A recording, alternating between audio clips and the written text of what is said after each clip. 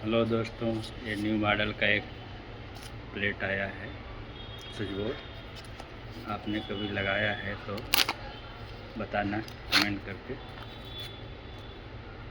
ये wifi system है, इसमें रिमोट कंट्रोल है और टच स्क्रीन है।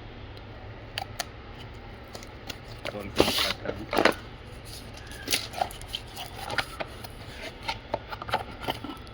ये प्लेट आ गया, इसका स्क्रीन टच। इसमें वाईफाई फीचर दिया है और इसका कवर।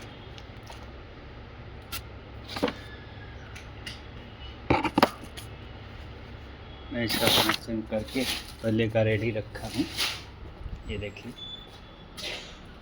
ये लाइट दिखा रहा हूँ। लाइट